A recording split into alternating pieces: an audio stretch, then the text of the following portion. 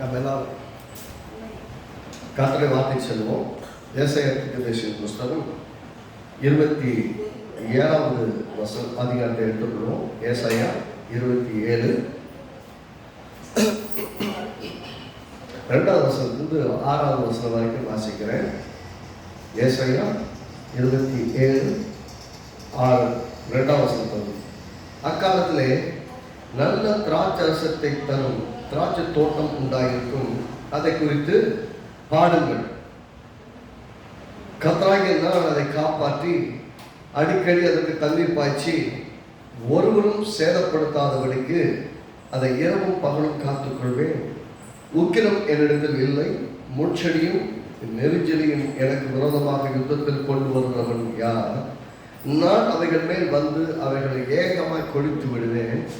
இல்லாவிட்டால் அவன் என் பலனை பற்றி கொண்டு என்னோட ஒப்புரவாகட்டும், அவன் என்னோட ஒப்புரவாவான். யாக்கோபு வேர் பற்றி இஸ்ரவேல் பூத்து காய்த்து உலகத்தை பல நாள் நிரப்பும் நாட்கள் வரும். ஆமென். கர்த்தர் சொல்றாரு, யாக்கோபு வேர் பற்றி இஸ்ரவேல் பூத்து காய்த்து உலகத்தை பல நாள் நிரப்பும் நாட்கள் வரும். அதாவது நாம் வாழ்க்கையில பலன் கொடுக்கிற நாட்கள் என்று ஒன்று இருக்கிறது. அந்த பலனை கர்த்தர் கொடுக்க வைப்பார். சில சமயம் பார்த்தா நம்ம வாழ்க்கையில பலன்களை, அதாவது அந்த ஆசீர்வாதமான வாழ்க்கையை கண்ணில் பார்க்க முடியாதபடிக்கு சில சமயம் சூழ்நிலை இருக்கும். ஆனால் புரிந்து கொள்ளணும், கர்த்தருடைய பார்வை நமக்கு மேல இருக்கு. இந்த வருஷம் கர்த்தர் சொல்லியிருக்க, நான் உங்கள் மேல் கண்ணோக்கமாக இருப்பேன். எப்படி சொல்றாரு பாருங்க.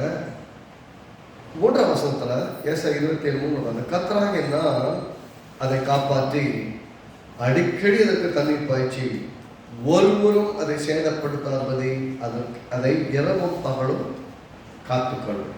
வேதனை சொல்றது, இஸ்ரவேலை காக்கிறவர் உறங்குவதும் இல்லை. அப்ப அவன் நைட் டியூட்டி பார்க்கிறார். நமக்காக ராத்திரி பகலும் பகல் டியூட்டி பார்க்கிறாரு, நைட் டியூட்டி பார்க்கிறாரு. பகலுக்கு ஒரு ஆள், நைட்டுக்கு ஒரு ஆள் கிடையாது. ராத்திரி பகலும் நம்ம மேல கண்ணை வச்சு கவனமா பார்த்துக்கிறதுக்கு நம்மளை யாரும் சேதப்படுத்தக்கூடாது.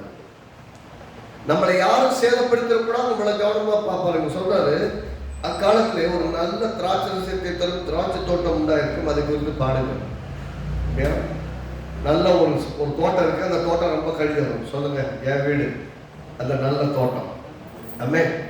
என் வீடு ரொம்ப கனி கொடுக்கும். அதை பற்றி பாடி பெருமையா சொல்றதுக்கான நாட்கள் வரும்.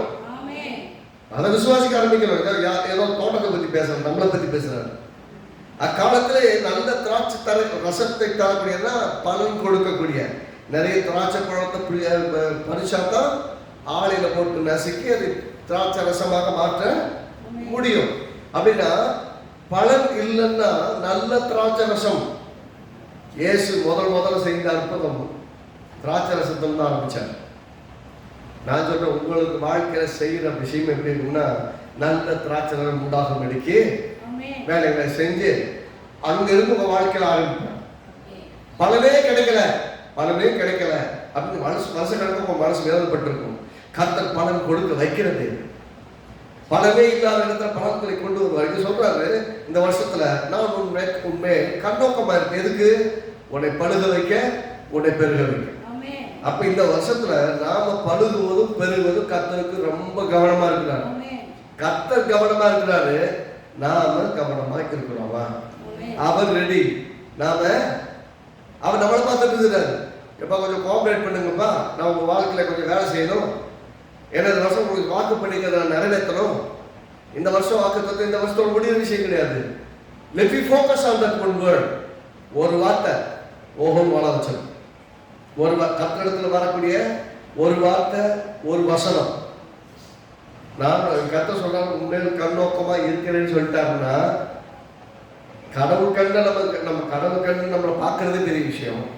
கடவுள் நம்ம மேல கண்ணோக்கமா இருக்கிற கவனம் பார்த்துட்டு இருக்கிறார். என்ன பண்ண அப்படின்னு அது சொல்றாரு. அக்காலத்தில் நல்ல திராட்சை ரசத்தை தரக்கூடிய திராட்சை தோட்டத்தை குறித்து பாடுங்கள் சொல்றாங்க. நம்ம சபை குறித்து, உங்கள் குடும்பத்தை குறித்து கர்த்தர் பிரம்மாண்டமாய் பேசுவதற்கான வாய்ப்புகள் உண்டாக்குவார். கர்த்தர் அற்புதங்களை செய்வார், சவால்களை நீக்குவார், தடைகளை நீக்குவார், எதிர்ப்புகளை மாற்றுவார். கர்த்தர் நம்மை கனி தரக்கூடியவர்களாய் மாற்றுவார். கனியே இல்லைன்னா கனி கொடுக்க வைப்பார். அது சொல்றாரு. களி கொடுத்து வைக்க என்ன பண்ணணும்? இது ஏன் அதை கூட்டு பாடுங்கன்னு சொல்றாருன்னா, நான் ஒரு பெரிய வேலையை செய்ய போறேன். கர்த்தர் சொல்றாங்க அதை பத்தி பாடுங்க அப்படின்னா, சும்மா ஒரு பாட்டை யாராவது உங்களை பத்தி பெருமையை யாராவது சொல்லிடுவாங்களா? சொல்லுங்க. உங்களை பத்தி திடீர்னு யாராவது பெருமையை சொல்லிடுவாங்களா? கர்த்தர் உங்களை பத்தி கவனமா பார்த்து உங்க வாழ்க்கை வேலை செய்யறாரு. என்ன சொல்ற? கர்த்தராகிய நான் அதை காப்பாற்றி.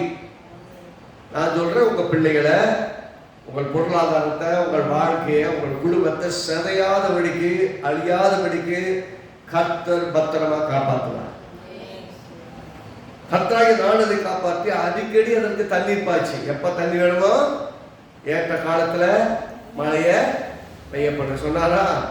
ஏற்ற காலத்துல ஆசீர்வாதமான மழை பெய்யும். கரெக்டா பெய்ய வேண்டிய நேரத்தை பெய்யும். 1ஆம் தேதி பெஞ்சது பாருங்க மழை. பெய்யுற மழையே கிடையாது. ஆனா 1ஆம் தேதி நல்ல மழை பெய்யுது. கர்த்தர் செய்த விதங்களே வேற. நான் எனக்கு நடந்திருக்க வரைக்கும் ஜனவரி 1ஆம் தேதி மழை வந்து நான் பார்க்கிறேன். ஆனா அன்னைக்கு ஆசீர்வாதத்தின் மழையை பற்றி பேசினா மழையோட ஸ்டார்ட் பண்றோம் இந்த வருஷத்தை. அப்பப்போ ஒரு கட்ட மழை கொடுப்பேப்பா. வாக்குத்தத்தம் பண்றது இருக்குல்ல, வார்த்தையில சொன்னவர் அந்த வார்த்தையை நிறைவேற்றவும் செய்யறாரு. அப்படின்னு அர்த்தம், அவர் சொல்ற விஷயத்த எஸ்டாப்ளிஷ் பண்ண பார்க்கிறாரு. நமக்கு விலகுறதுக்காக சமயத்துக்கும் காலத்துக்கும் ஒவ்வாத விஷயங்களை அவர் செஞ்சு காட்டுறாரு. நமக்கு வெளிச்சம் வரணும். ஏன் வாழ்க்கை இன்னைக்கு இப்படி இருக்குன்னா, இந்த வாழ்க்கை நினைச்சே பேசக்கூடாது. நான் அடைய போற வாழ்க்கையை நினைச்சு ஒவ்வொரு நாள் ஆண்டவருக்கு நன்றி சொல்ல ஆரம்பிக்கணும். நீங்க நன்றி சொல்ல ஆரம்பிச்சிட்டீங்கன்னா கவனிச்சு பாருங்க, ஆண்டவருக்கு வேற ஆப்ஷன் இருக்காது, செஞ்சுதான் ஆகணும். அப்போ பெறப்போகிற நன்மைகளுக்கு நன்றி சொல்ல ஆரம்பிச்சிட்டீங்கன்னா நீங்க விசுவாசிக்க ஆரம்பிச்சுன்னு அர்த்தம். விசுவாசிச்சா தான் கர்த்தர் கவனிச்சு பார்க்க முடியும். பாட்டு மட்டும் பாடுறது இல்லை, பரலோக கவனத்தை இருக்கணும் அப்படின்னு பாட்டு பாடுறது இல்லை, எப்படி கவனத்தை இருக்கிறீங்க அது ரொம்ப முக்கியம் இல்ல. எதை பார்த்து கர்த்தர் பிரமிப்பார்? சில விஷயம் சில வரக்கூடிய வாரங்கள்ல பேசணும். கர்த்தருடைய ஆவியானவர் எதை கவனமா பார்க்கிறார்? கர்த்தர் எதை பார்க்கிறார்? தேவ தூதர்கள் எதை கவனமா பார்க்கிறார்? தேவனுடைய கவனத்தை இருக்கக்கூடிய விதத்துல எதெல்லாம் உங்கள் வாழ்க்கையில அட்ராக்டிவா மாறணும் அப்படி புரிஞ்சுக்கணும். நம்ம தெரியாம ஏதோ வாழ்ந்துட்டு இருப்போம், எது பண்ணாலும் கட்டு தான் அப்படி நினைச்சிட்டு இருப்போம். கர்த்தர் வந்து ஃபர்ஸ்ட்ல நாளை சொல்லிட்டாரு, இந்த நாள்ல கட்டாரு, மிச்சத்தை நான் பார்த்துட்டேன். இங்க ஒரு நல்ல திராட்சை கொடுக்கக்கூடிய ஒரு தோட்டம் உண்டாகணும்னா அதுக்கு ஒரு பெரிய வேலை நீங்க செய்யணும். ஆனா நீங்க செய்யாதீங்க, நான் செய்யறேங்க. நல்லா படிக்க நம்ம வாழ்க்கையில நல்ல திராட்சை ரசமும் நல்ல கனிகளும் உண்டாயிருக்க, தேவன் சந்தோஷப்படும்படியான ஒரு வாழ்க்கை உண்டாயிருக்க, அவர் நம்முடைய வாழ்க்கையில வேலை செய்கிறார். நீ ரொம்ப கஷ்டப்படாதப்பா, ஏன்னா எனக்கு என்ன மாதிரி வேணும்னு உனக்கு தெரியாது. நானே இது எப்படி இருக்குன்னா, வீட்டு கெஸ்டா வராது, நமக்கு அவருக்கு எப்படி பிடிக்குன்னு தெரியாது. நாம செய்ய ஆரம்பிக்கிறோம், சைட்ல நில்லுங்க நானே செய்யறேன், எனக்கு எப்படி செய்யணுமா அப்படின்னாலே சரின்னு அவரே உள்ள வந்து அவருக்கு செஞ்சுக்கிட்டு உங்களுக்கு செஞ்சு கொடுக்குறாங்க. கிச்சன்ல பூந்து சாப்பாடு ஆக்கி கொடுத்து உங்களுக்கும் சமைச்சு கொடுத்தா பிடிக்கும். ஏன்னா நம்மளே கிச்சன்ல பூந்து நம்மளே செஞ்சுட்டு நாமளே சாப்பிட முடியாது சாமி. அப்படி உள்ள பூந்து யாரும் செஞ்சு கொடுத்தாங்க சந்தோஷமா சாப்பிடுவோம். கர்த்தர் சொல்ற, நான் உள்ள பூந்து வாழ்க்கை வேலை செய்யறேன். எப்படி? நான் ராத்திரி மேல காப்பாற்றுறது ஏற. அப்ப நீங்க ராத்திரி மேல முடிச்சிருக்கணுமா? ராத்திரிலாம் பயத்தோட துகளோட முடிச்சுக்கிட்டு நீங்க இருக்க வேண்டிய அவசியம் கிடையாது. கர்த்தாவே வாழ்க்கையில் நீங்க இரவு பகலும் காத்துக்கிட்டு இருக்கீங்க. நீங்க காப்பாற்றும் போது நான் எதுக்கு கவலைப்படணும்? என் கர்த்தர் பார்த்துக்குவார். நைட்டெல்லாம் அழுதுகிட்டு புலம்பிக்கிட்டு என்ன நடக்குமோன்னு காலைல விடிஞ்சா என்ன ஆகுமோ? ஒன்னாகாது, அப்படியே தான் இருக்கும். விடிஞ்சா விசுவாசித்தபடிதான் ஆகும்.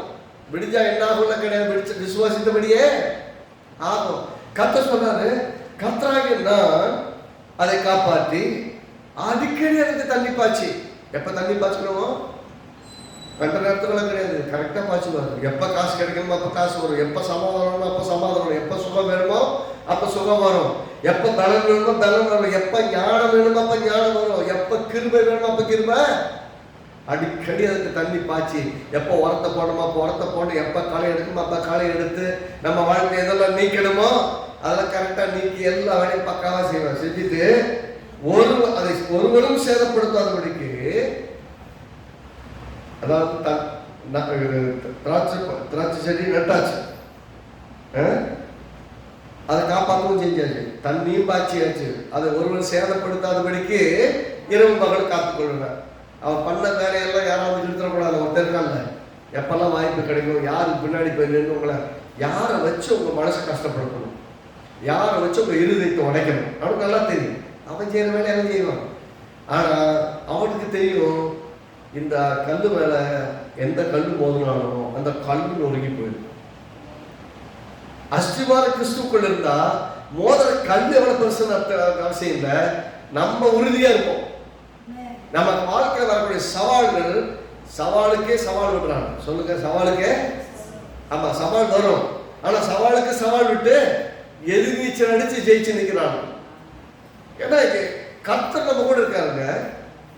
யாருன்னா ஒரு வானாதி வானத்தில் கொண்டாடுவர், வானத்தில் பூமி படைக்கிறவர், அவர் சர்வ வல்லமை உள்ளவர் நம்ம கூட இருக்கிறாரு. அவர் சொல்றாரு, நான் உன் மேல கண்ணோக்கமா இருப்பேன், நான் உன்னை பழுகவும் பெருகும் வைக்கிறத கவனமா இருப்பேன். நம்மளை பெருகு வைக்கிறது கவனமா இருக்கிறேன்னா நம்மளை நல்லா பத்திரமா பார்த்தா தான் நம்ம பெருகு வைக்க முடியும். இங்க சொல்றாரு கர்த்தராகி நான் என்ன பண்ணுவேன், காப்பாற்றி இரவும் பகலும் அதை காத்து ஒருவரும் சேதப்படுத்த விட மாட்டேன், காப்பாற்றுவேங்கிறார். விசுவாசிப்போம். இந்த வருஷத்துல கர்த்தருடைய பாதுகாப்பு மிக பெருசா இருக்கும். நம்ம எல்லைகள் பத்திரமா இருக்கும். இந்த வருஷம் கடைசியில நீங்க நன்றியோடு ஏராளமான துதிகளை செலுத்துறது தேவன் உதவி செய்யலாம். ஒவ்வொரு நாளும் சொல்றது மட்டுமல்ல, வருஷ கடைசியில வந்து ஆண்டவரே இந்த வருஷத்தை ஆரம்பிக்கும் நீங்க எப்படி இருக்கீங்களோ எழுதி வச்சுக்கோங்க, விசுவாசிக்க ஆரம்பிங்க. இந்த வருஷத்துக்கு கடைசியில நீங்க லிஸ்ட் பண்ணி தேவனை துதிக்கிறதுக்கு ஏராளமான விஷயங்கள் இருக்கும். அவ்வளவு மாற்றங்களை கர்த்தர் செய்திருப்பார். போன வருஷம் நீங்க ஆரம்பிச்ச வாழ்க்கையில உங்களுக்கு இந்த சவால்கள் கர்த்தர் சொன்னாரு, என் ஜனங்கள் நான் அளிக்கும் நன்மையினால் திருப்தியாவார் என்ற அந்த வாக்கு தத்துவத்தை பெற்ற அந்த குடும்பத்தோடு இணைஞ்ச உடனே வாழ்க்கையில எங்க இருந்தாலும் வரா, திறக்காத கதவு திறக்குது, வாசல் திறக்காத வழிகளை வாசல் திறக்குது, வழி இல்லாத இடங்களை வழிகளை உருவாக்குறாரு. இன்னைக்கு வரை கர்த்தர் நம்மளை அழிய விடல, பத்திரமா காப்பாற்றிட்டு இருக்கிறார். எப்படியெல்லாம் போயிருமோன்னு வச்சோம், ஒன்னாவது கவலைப்படாத, நான் கூட இருக்கிறேன். கர்த்தர் சொன்னா இருக்கமா, கவலைப்படாத, நான் பாத்துக்கிறேன். ஆண்டவரே நீங்க பாத்துக்கிறீங்களா, நீங்க வருவீங்களா, நீங்க செய்வீங்களா, நான் பாத்துக்கிறேன்னு சொல்லிட்டேன். பாத்துக்கிறேன், கர்த்தர் பாத்துக்குவாரு, பாத்துக்குவாரு. அவ்வளவுதான். இரவும் பகலும் காத்துக்கொள்வேன். கர்த்தர்கிட்ட படுக்கும் போது ஆண்டவரே நீங்க இரவும் பகலும் பாத்துக்குவேன்னு சொல்லிருக்கீங்க, நீங்க பாத்துக்கங்க. நீங்க கண்ணோக்கமா இருக்கேன்னு சொல்லிருக்கீங்க, பாத்துக்கங்க. நான் நல்லா தூங்கி எழுந்திருக்கணும். நைட் எல்லாம் முடிச்சு பரிதி வச்சுட்டு பயந்துட்டு உட்காந்துருக்க கூடாது. காலையில விடிஞ்சா என்ன நடக்கணும் யோசிக்கிறது இல்ல, எல்லாவற்றையும் கர்த்தர் நன்மையாக முடிப்பார். அந்த நிச்சயத்தோட ஆரம்பிங்க. ஆரம்பம் சொல்றாரு, யாக்கோபு வேர் பற்றி இஸ்ரவேல் பூத்து காய்த்து உலகத்தை பல நாட்கள் வரும். நீங்க எப்படின்னா, யாக்கோபு வாக்கு தத்தத்தின் இஸ்ரவேல் இருக்கா இல்லையா, யாக்கோபுங்கிறவங்க இருக்கா, யாக்கோபு வந்து ஏமாத்துக்காரன். ஏமாத்துக்காரனை இஸ்ரவேலை மாத்தினாரு. எப்படி மாத்தினாரு, அவர் பலபடி வேறு பற்றி பூத்து காய்த்து உலகத்தை பல நாள் நிரப்பும் நாட்கள் வரும் சொன்ன மாதிரி அதன் மூலமாய் வந்த இயேசு கிறிஸ்து இருக்கிறாரு. அவர் மூலமாய் உலகமே ஆசீர்வதிக்கப்படுகிறது. கர்த்தர் சொன்னாரு, நீங்க மறுபடியும் வேர் பற்றுவீங்க, கர்த்தருக்குள், வார்த்தைக்குள், வாக்கு தத்துவத்திற்குள், ஆவியானவருக்குள் வேர் பற்றி. இஸ்ரவேல் என்ன பண்ணுவா, யாக்கோபு கர்த்தருக்குள்ள வேர் பற்றும் அப்படின்னு ஏமாத்துக்காரங்க தோத்துட்டு இருக்கிறவங்க, சமாதானத்தை இழந்தவங்க கர்த்தருக்குள்ள வேர் பற்றி இஸ்ரவேலாக மாற்றப்பட்டு பூத்து காய்த்து உலகத்தை பல நாள் நிரப்பும் நாட்கள். நீங்க யாக்கோபா இருந்தா கவலை இல்லை, ஏமாத்தினவங்க, ஏமாத்தப்பட்டுக்கிட்டு இருக்கவங்க, இல்லை இழந்துட்டு இருக்கவங்களா இருந்தாலும் பிரச்சனை இல்லை. இப்ப இயேசு விசுவாசிங்க, அவர் கையில் உங்க வாழ்க்கை கொடுங்க, குடும்பத்தை கொடுங்க, பிள்ளைகளை கொடுங்க, செய்யற தொழிலை கொடுங்க. கர்த்தர் என்ன பண்ணுவாரு, உங்களை இஸ்ரவேலாய் மாற்றுவார். விசுவாசிக்க ஆரம்பிச்சீங்கன்னா உங்களை வாக்கு தத்துவத்தின் சந்ததியாய் மாற்றுவார். வாக்கு தத்துவ சொத்துக்கு சொன்னா பூத்து காய்த்து உலகத்தை பல நாள் நிரப்பும் நாட்களை உங்க வாழ்க்கையில கொடுப்பார். அப்ப டிரான்ஸ்பர்மேஷன் நடக்கணும். எப்ப நடக்கும், இயேசுவை முழுசா விசுவாசிக்கணும், இயேசு முழுசா இருதயத்துல நம்பணும். நீர் இதை செய்ய வல்லவர் என்று நான் நம்புறேன். நம்பிக்கையை அறிக்கையிடுவதில் நாம் அசைவில்லாமல் இருக்கணும். என்ன செய்யணுமா, நாம எதை நம்புறோமோ அதை அறிக்கை பண்றதுல எந்த குழப்பமும் இருக்கக்கூடாது. முழுசா இருதயத்தோட நம்பணும். எது கஷ்டம் அப்படின்னா நம்புறது தான் கஷ்டம். கண்ணில் பார்த்தது நம்புறது ஈஸி. ஆனால் நடக்க போகிற ஒண்ணு, கண்ணை பார்க்காத ஒண்ணு, இன்னைக்கு ஒண்ணுமே இல்லாமல் இருக்கீங்க. அவன் சொல்றான், பூத்து காய்த்து உலகத்தையே பலனால நினைப்பீங்கன்னா, நாளைக்கு சொல்றேங்க, நீங்க ரொம்ப பலனுள்ளவங்களா இருப்பீங்க. எப்படி? உங்கள் ஜெபங்களால் உலகம் அசைக்கப்படும், உங்கள் ஜெபங்களால் தேசம் ஆசீர்வதிக்கப்படும், தலைவர்கள் ஆசீர்வதிக்கப்படுவார்கள், சபைகள் ஆசீர்வதிக்கப்படும், ஊழியர்கள் ஆசீர்வதிக்கப்படுவார்கள். உங்க நிமித்தமா, உங்களுடைய ஜெபம், உங்களுடைய ஊழியத்தின் நிமித்தமா அநேகர் ரட்சிக்கப்படுவார்கள். அப்படின்னா நீங்க பலன் இல்லாத ஆட்கள் கிடையாது. நீங்க உங்க வாழ்க்கையை பார்த்து பயந்துட்டு இருந்தீங்கன்னா ஜெயிக்க வேண்டிய வேற தூரம், ரொம்ப போக வேண்டிய தூரம் ரொம்ப, ஜெயிக்க வேண்டிய விதம் வேற. அதனால இதில் பார்த்தீங்கன்னா ஒரு 7 விஷயத்தை மொத்தமாக சொல்றாரு. காப்பாற்றுவாரு, கர்த்தராகி நான் என்ன பண்ணுவேன்? காப்பாற்றுவேன். அடிக்கடி தண்ணீர் பாய்ச்சுவேன். முதல்ல காப்பாற்றுறது. 2வது அடிக்கடி தண்ணீர் பாய்ச்சுறது. 3வது ஒருவரும் சேதப்படுத்த விட மாட்டேன். 4வது இரவும் பகலும் காத்துக்கொள்வேன். 5வது வேர் பற்றுவீங்க. 6வது பூத்து குலுங்குவீங்க. உலகத்தை பல நாள் இருப்பீங்க. 7. அப்ப 7 ஆசீர்வாதங்களை இந்த 2 வசனத்துக்குள்ள, இதுல 3ஆம் வசனத்துலையும் 6ஆம் வசனத்தில் வச்சு கர்த்தர் உங்களுக்கு சொல்றார். ஆனா கர்த்தர் பாத்தீங்கன்னா ஆரம்பிக்கும் போது நம்மகிட்ட நல்லா தான் ஆரம்பிச்சிருக்கிறார். ஆரம்பிக்கும் போது நல்லா தான் ஆரம்பிச்சிருக்க. எரேமியா தீர்க்கதரிசி புஸ்தகம், எரேமியா தீர்க்கதரிசி புஸ்தகம் 5வது அதிகாரம்.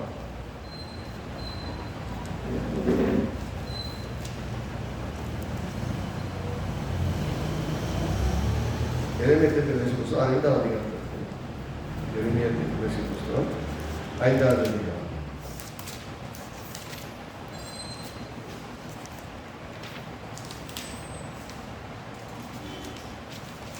1ஆம் வசனம் வாசிப்போம். 5 எரேமியா தீர்க்கதரிசி புஸ்தகம் 5வது அதிகாரம் 1ஆம் வசனம்.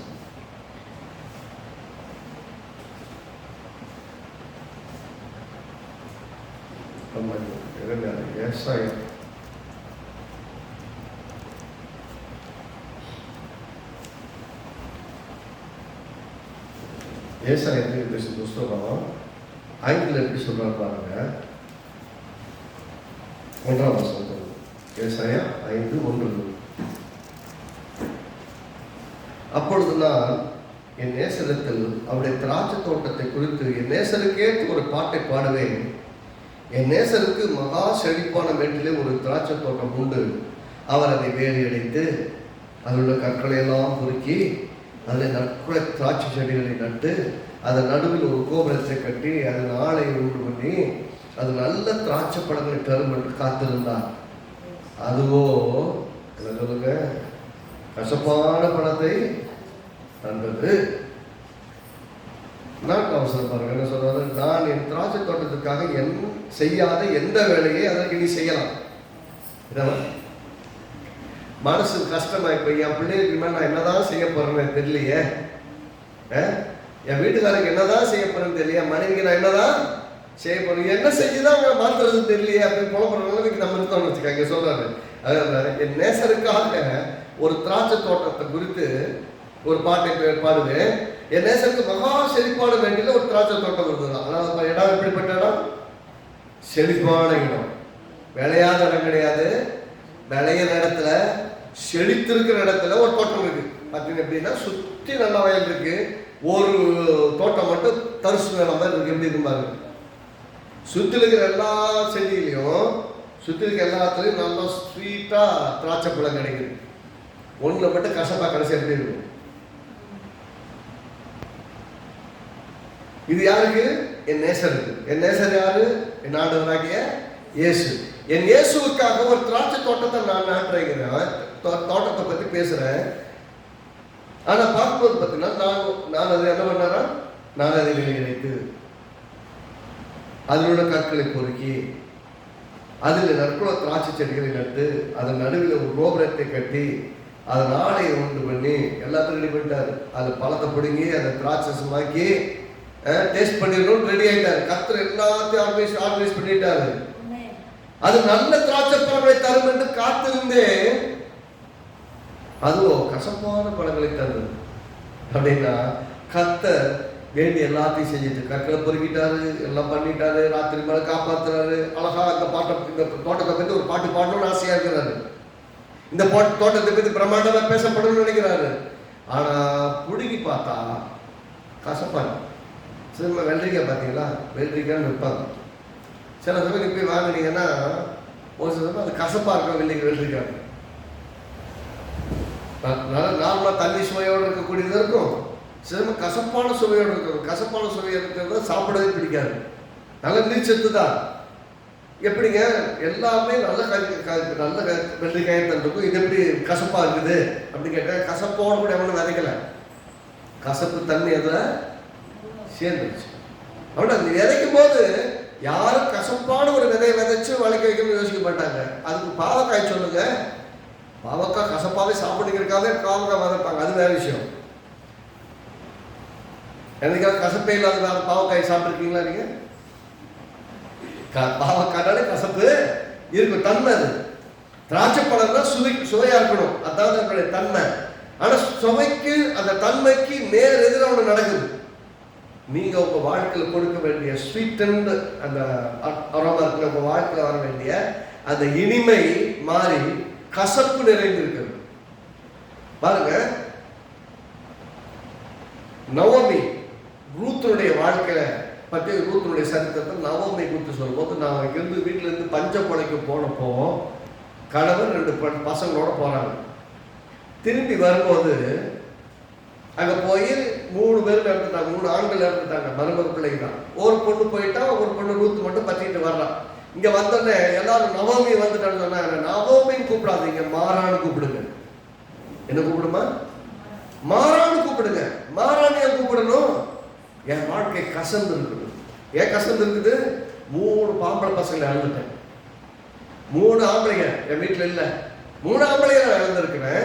இந்த 3 ஆம்பளை இல்லாத வாழ்க்கை எப்படிப்பட்டதா இருக்கும்? கசந்து போயிருக்கிறேன். இந்த வாழ்க்கை பிடிக்கல, எனக்கு வாழ பிடிக்கல. அந்த அந்நிய தேசத்துக்கு விட நான் சொந்த தேசத்துக்கு, தேவ சமூகம், தேவனுடைய நகரத்துக்கு வரலான்னு வந்துட்டேன் அப்படின்னு வரலாம். பாருங்க, அந்நிய தேசத்தில் இருந்த போது அவளுக்கு இழப்பு, ஆண்டவருடைய தேசத்துல வந்த போது மீண்டும் அவள் தலைக்கிறாள். அவள் கையில் மீண்டும் ஒரு குழந்தையை தூக்கி வைத்து தேவனை தொழுது கொண்டு தேவனை மகிமைப்படுத்துகிறாள். எல்லாத்தையும் இழந்துட்டேன், என் வாழ்க்கையை கசந்து போச்சுன்னு சொன்னவளுடைய வாழ்க்கையில மீண்டும் சந்தோஷத்தை, இனிப்பை, மதுரத்தை தருகிறாள். அவளை நவோமின்னா இனிமைன்னு அர்த்தம். நவோமின்னா ஒரிஜினலா நீங்க இனிமையா இருக்க வேண்டியவங்க. உங்களுடைய வாழ்க்கையில் ஏற்பட்ட இழப்புகள் உங்களை எப்படி கொண்டு போய் விட்டுருச்சுன்னா கசந்து நிற்கிற நிலைமைக்கு ஆகிடுச்சு. ஆனா தேவனுடைய நகரத்துக்கு வந்தபோது தேவன் தன் வாழ்க்கையை மீண்டும் என்ன பண்றார்? நட வேண்டிய இடத்துல, நல்லா கவனிக்கணும், அவங்க இருக்க வேண்டிய இடத்துக்கு திரும்பி வந்த போது, தன்னை உண்டாக்கின தேவனுடைய நகரத்துக்கு திரும்பி வந்த போது, உண்டாக்கின தேவனை தேடி வந்த போது தேவன் மீண்டும் அந்த வாழ்க்கையை அழகுபடுத்தினார். எதனால அழகுபடுத்தினாரு? விசுவாசத்தோடு வந்த மருமகளாலே தேவன் ஆசீர்வாதம் வைக்க வேண்டும். நிறைய சமயங்களை பார்த்தீங்கன்னா, என் மருமகன் வந்து என்ன பண்ணிடுவான்னு நம்ம யோசிப்பாங்க, மருமக பையன் வந்து என்ன பண்ணிடுவான்னு யோசிப்பாங்க. விசுவாசிக்கிற ஒரு மருமக பையனோ விசுவாசிக்கிற ஒரு மருமக பிள்ளையோ வீட்டுக்கு வந்துச்சுன்னா அந்த வீடு இனிமையான வீடாக மாறும். நவோமி கசந்து இருக்கிறாள், ஒருத்தி விசுவாசித்து கூட வர்றாங்க. உங்களுக்கு இப்படி நினைப்பு என்னன்னா, வழியில தான் பண்ணால் பண்ணுங்க, யாருமே இல்லைன்னு. நான் கூட வர்றேன், ஓ தேவன் என் தேவன், உன் ஜனம் என் ஜனம் நம்பி வந்தா, நீங்க ஆராதிக்க வந்த தேவனை நானும் ஆராதிக்கிறேன், நம்பிக்கையோட வந்தா. நம்பி வந்த அந்த பெண்ணை தேவன் வெட்கப்படுத்தல, அவளை வாழவும் வைத்தா. அவர் மூலமாய் நவோமியும் மகிழ்ச்சிக்குள்ளாகிறார். நம்ம தேவன் எப்பயுமே கனி இல்லாத இடத்துல கனி கொடுக்க முடியாத இடத்துல கனி கொடுக்க வைக்கிறார். ஆகவே நம்ம நிர்பந்த நம்பிக்கையோடு எதிர்பார்ப்போடு ஒரு வெற்றியுள்ள வாழ்க்கை வாழணும்னா நிறைய சமயங்கள் நமக்கு இருக்க தடைகள் என்னன்னா நம்மளுடைய எண்ணங்கள் தான். நம்மளுடைய எண்ணங்களை உடைக்க கற்றுக்கணும். நமக்கு முன்னாடி இருக்கிறத பார்த்து ஒண்ணுமே இல்லைன்னு நினைக்கூடாது, இதுக்கு பின்னாடி இருக்கிற ஆசீர்வாதத்தை நம்ம பார்க்க எடுத்துக்கணும்.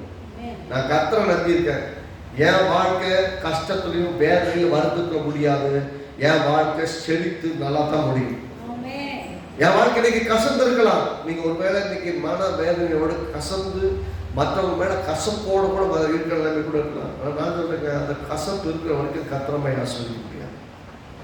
நம்ம வாழ்க்கையில கசப்பு தன்மை நீங்கணும்னா விசுவாசத்தின் தன்மை மாறும். விசுவாசம் உள்ள வந்தா எல்லாத்தையும் வெளியே நினைக்கணும். ஃபர்ஸ்ட்ல தேவனுடைய அன்பு நம்ம இருதயத்தை நிறைக்க ஆரம்பிச்சோம்னா நமக்குள்ள இருக்கிற எல்லா கசப்பும் போயிடும். தேவனுடைய அன்பு நம்ம உள்ளத்தை நிரப்ப அனுமதிக்கணும். தேவனுடைய அன்பினால் நம்ம எதுக்கு நேர்ந்துச்சோம்னா நம்ம விசுவாசிக்க ஆரம்பிச்சோம், ஜெபிக்க ஆரம்பிச்சோம், நம்பிக்கையோட வாழ ஆரம்பிச்சிருவோம். இங்க கவனிங்க,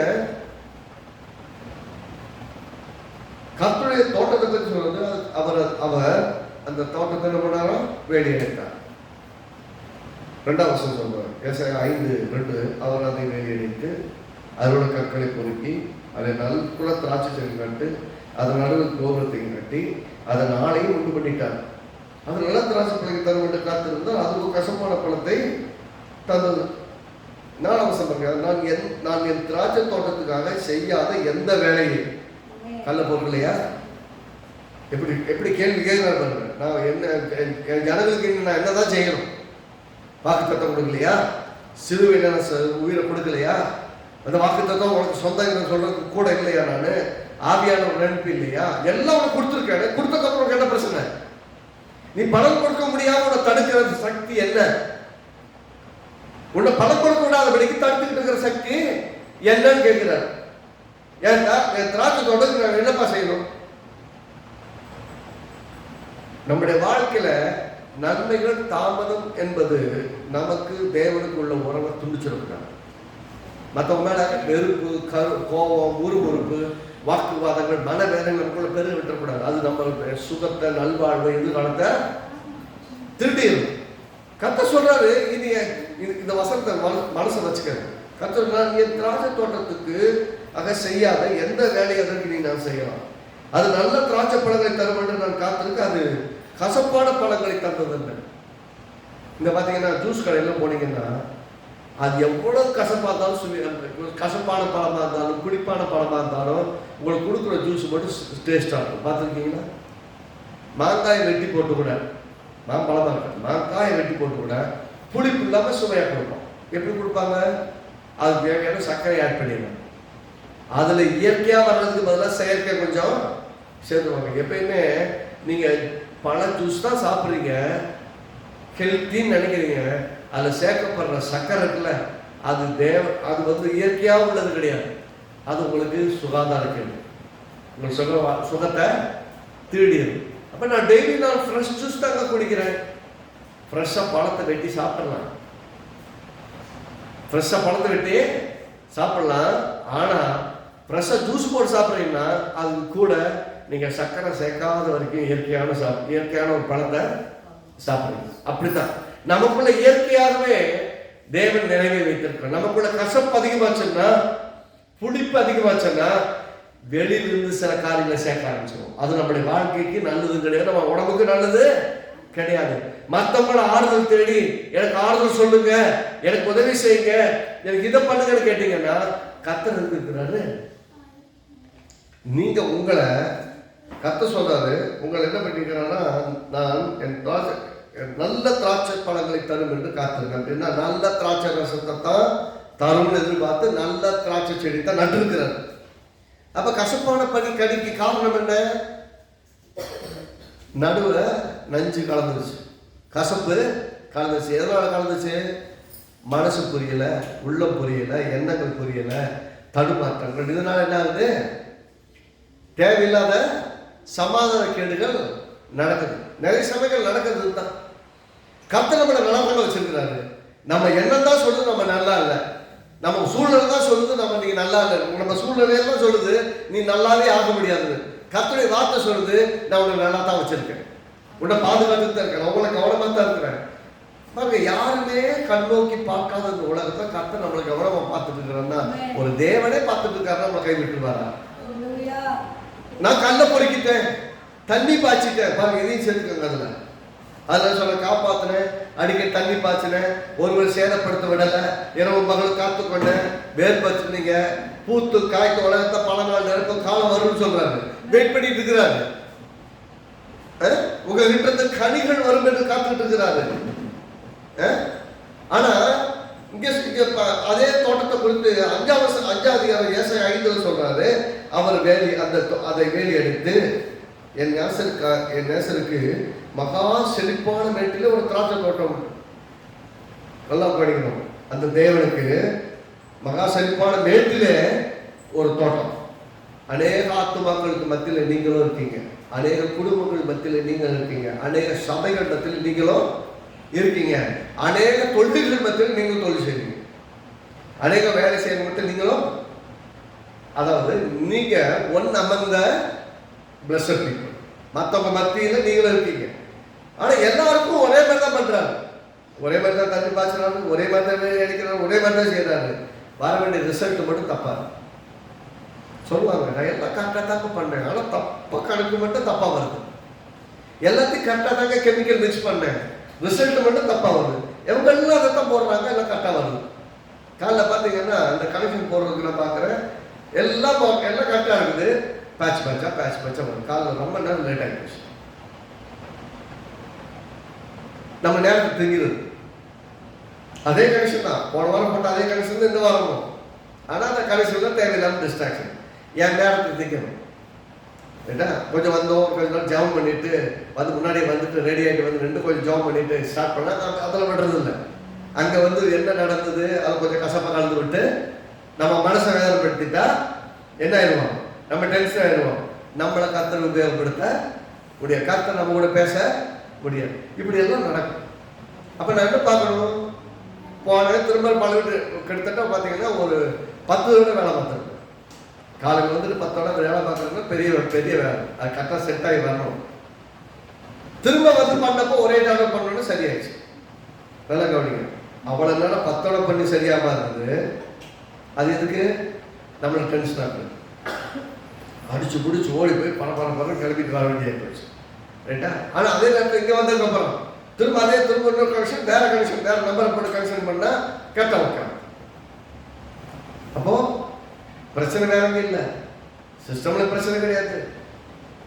ஆனால் நம்மளை கருப்பேற்றுக்கு எதெல்லாம் செய்யணுமோ, வெறுப்பேற்றுக்கு எதெல்லாம் செய்யணுமோ எல்லாம் நடக்கும். நமக்குள்ள கசப்பு வரணும், என்னடா சீப்போ அப்படின்னோம்னு வச்சுக்க முடிஞ்சு போச்சு.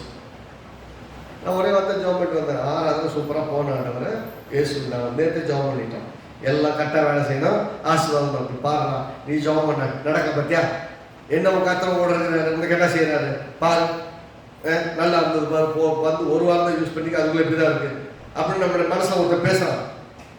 இல்லை அதெல்லாம் நான் நம்ப மாட்டேன். கர்த்தர் கொடுத்த ஆசீர்வாதம், கர்த்தர் ஆசீர்வாதமாக தான் வச்சிருப்பாரு, ஆசீர்வாதமா வேலை செய்யும். நான் வீடியோ எடுக்கலாமான்னு யோசிச்சேன், ரெக்கார்ட் பண்ணி வச்சுட்டு அனுப்பலாம் அப்படின்னு மனசுல நினைக்கிறேன். இல்லை அது சரியா வேலை செய்யும். இன்னொரு பக்கம் உள்ள ஆவியார் சொல்றாரு, இல்லை கரெக்டாக வேலை செய்யும். நிறைய சமயத்துல நம்ம கிட்ட ரெண்டு சத்தம் வரும். அந்த சத்தத்தை எதை கேட்கிறோமோ அந்த சத்தம் நமக்கு வந்து கசப்பை கொடுக்குமா சுவையை கொடுக்குமாங்கிறது மாறும். நம்ம கோபமாகி டென்ஷனா என்னன்னா, இன்றைக்கு கர்த்தரோட முன்னாடி சமாதானமா நின்று ஒரு ஆராதனை நடத்த முடியாது, சமாதானமா கர்த்தருடைய வார்த்தையை பேச முடியாது. அப்போ ஒவ்வொரு முறையும் நமக்கு சவால்கள் வாழ்க்கையில வருது, நாம தான் தீர்மானிக்கணும். வேலை ஸ்தலத்தில் உங்களுக்கு ரொம்ப ஹுமிலியேட் பண்ணுவாங்க, ரொம்ப மோசமாக நடத்துவாங்க.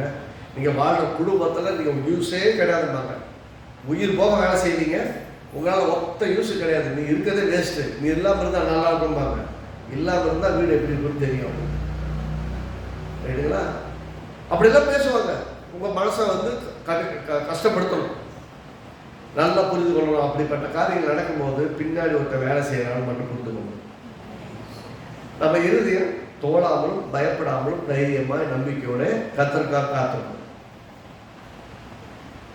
ஏற்கனவே கனெக்ட் பண்ணி டிஸ்கனெக்ட் பண்ணி கனெக்ட் ஆயிடுச்சுன்னா அதுக்கு முன்னாடி 10 தடவை அதே மாதிரி சேவை பண்ண, அது உங்கள் நேரத்தை விரயப்படுத்த, உங்கள் வேலையை தாமதப்படுத்த, ஆராதனை டிலே பண்ண வைக்க எல்லா வேலையும் புரியுதுங்களா?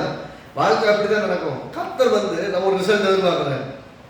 கசப்பு தன்மை இருந்தால் அது செய்ய வேண்டிய விதத்தில் செய்யும் நடக்காது. கர்த்தருக்கு எப்படி இருந்ததா, மகா செழிப்பான எப்படிப்பட்ட இடம், 1ஆம் வசனத்துல பின்பகுதி பார்த்தீங்க, நேசருக்கு மகா செழிப்பான மேட்டில ஒரு திராட்சை தோட்டம் உண்டு. அந்த இடம் செழிப்பான இடம், செழிப்பான இடத்துல கசப்பான ஒரு தோட்டம், செழிப்பான இடத்துல கசப்பான ஒரு தோட்டம்.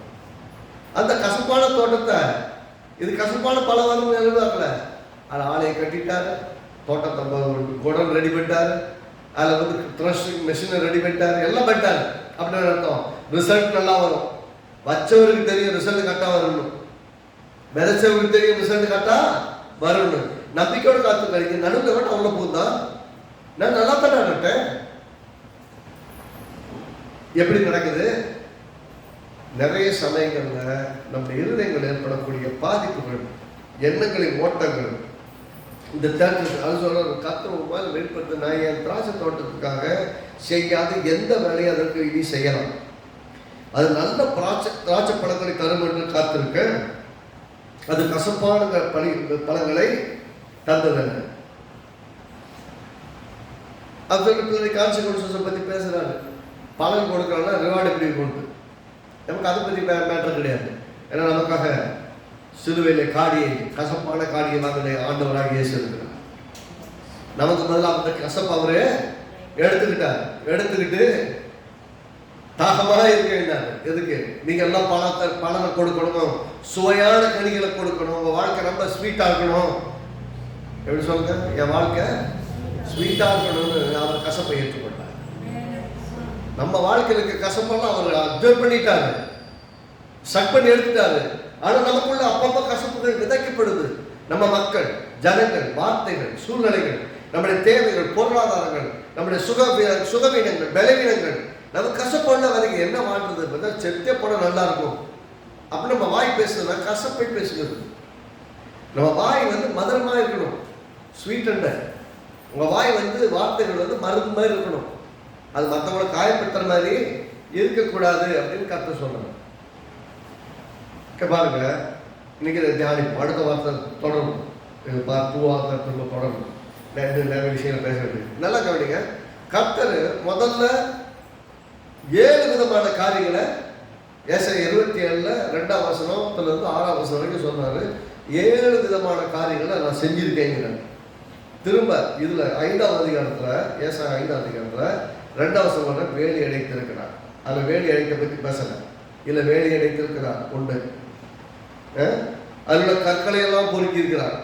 நீங்க வளர விடாதபடிக்கு தடுக்கிறவைகளை எல்லாம் நீக்கி இருக்கிறார், பொறுக்கி இருக்கிறார்.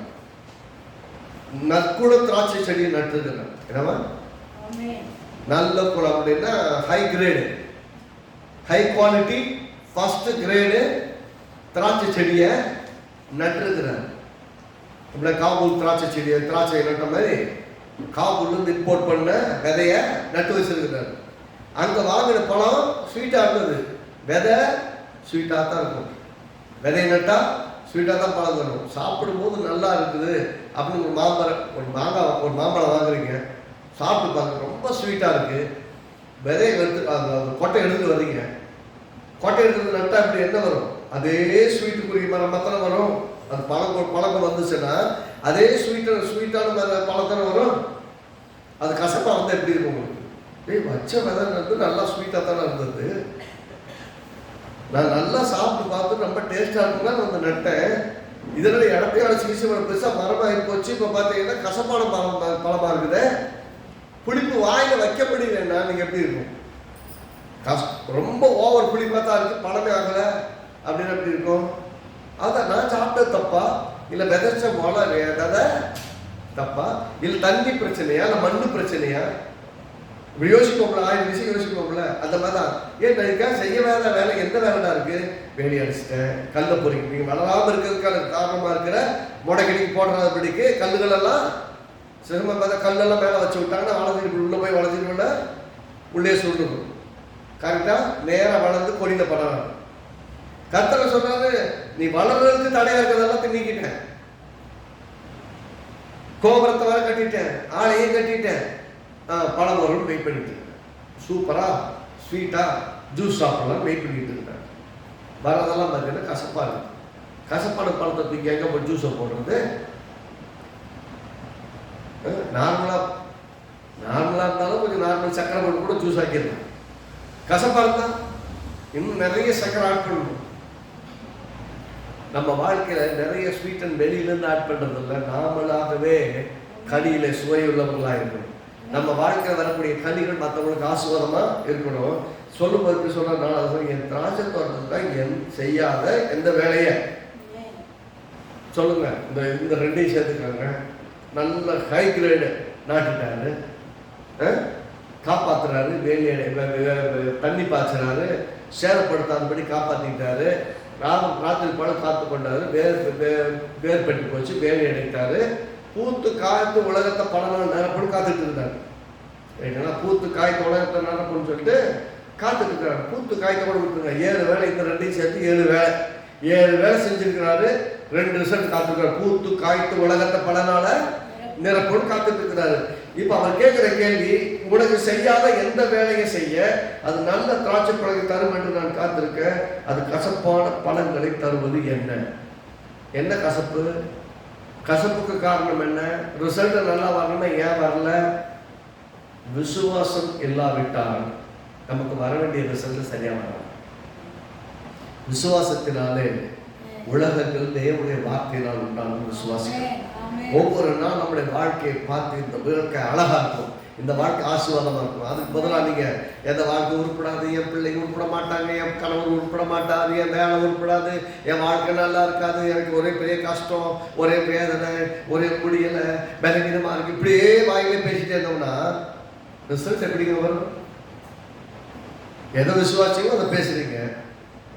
ஒருத்தர் நல்லா பழவர்கள் காத்துட்டு இருக்கிறாரு, நீங்க என்ன சொல்றீங்க? ஐயா இது விளையவே விளையாது. சுற்றில் எல்லாருக்கும் விளையும், ஆனா எனக்கு விளையாது. எல்லாருக்கும் நடக்கும், எனக்கு நடக்காது. என் தலைவிதி அப்படி இல்லை, என் குடும்பம் அப்படி, நான் வாங்கி வந்த வரம் அப்படி, இப்படிலாம் பேசுவாங்கல்ல.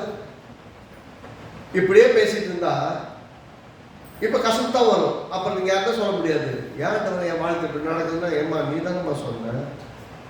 எப்படி கேட்பாங்க? ஏப்பா நீ தானே சொன்ன என் வாழ்க்கை உருப்படாதுன்னு. அதான் உருப்படாம இருக்கு. உருப்படாத நிலைமையும், என் வீடு கட்டப்படும், என் குடும்பம் கட்டப்படும், என் பிள்ளை கட்டப்படுவாங்க, என் வாழ்க்கை நல்லா இருக்கும், நான் கையேந்து நிற்க மாட்டேன், நான் குறைவுபட மாட்டேன், தாட்சி அடைய மாட்டேன், என் தேவன் வானத்தை திறப்பாரு, இடம் கொள்ளாமல் போக மாட்டோம், என் மேல ஆசீர்வாதத்தை வசிப்பாரு, நான் கீழே இருக்க மாட்டேன், மேலே இருப்பேன், என் வாழ்க்கை மிக சுவையா இருக்கும், இனிமையா இருக்கும், நான் வேதனையோடு இருப்பதில்லை, அநேகருடைய வேதனைகளை மாற்றுகிற ஊழியத்தை செய்வேன். என் கர்த்தர் என் வாயில் அநேகருக்கு நம்பிக்கையின் வார்த்தைகளை, சுவையூட்டுகிற வார்த்தைகளை செய்யும்படி கர்த்தர் செய்வார். அதை நம்ம விசுவாசித்து நாம பேச ஆரம்பிச்சா நம்முடைய சூழ்நிலைகளை எல்லாத்தையும் கர்த்தர் மாற்றுவார். பலன் கொடுக்கிறதுக்கான எல்லா வேலையும் கர்த்தர் செஞ்சுட்டார். இந்த வருஷத்தை தான் நான் கவனமா இருக்கிறேன். கனியை பார்க்கறதுக்கு கசப்பான கனி வரக்கூடாது. கசப்பான கனியை வாழ்க்கையில வரக்கூடாது. வந்தா நான் தான் பிரச்சனை, வந்தா நான் தான் பிரச்சனை. அப்ப என் மாய சரி பண்ணணும், என் எண்ணங்களை சரி பண்ணணும், என் விசுவாசத்தை சரி பண்ணணும், நான் போகிற பயணத்தை சரி பண்ணணும். கர்த்தருடைய வார்த்தையோட தண்டவாளத்தோட 2 தண்டவாளம் சேர்ந்து போன மாதிரி தண்டவாளத்தோட இணைஞ்சு போகணும். வார்த்தையோட செஞ்சு போகணும், விசுவாசத்தோட இணைஞ்சு போகணும். அப்பதான் வெற்றியா வாழ முடியும். ஆமென். கவலைப்படாதீங்க, கர்த்தரை விசுவாசிக்க ஆரம்பிங்க, கர்த்தர் சூழ்நிலைகளை மாற்றுவார், நீங்கள் ஆசீர்வாதமா இருப்பீங்க. ஆமென். கர்த்தர் நல்லவர். நம்ம ஆண்டவரை நோக்கி பார்ப்போம்.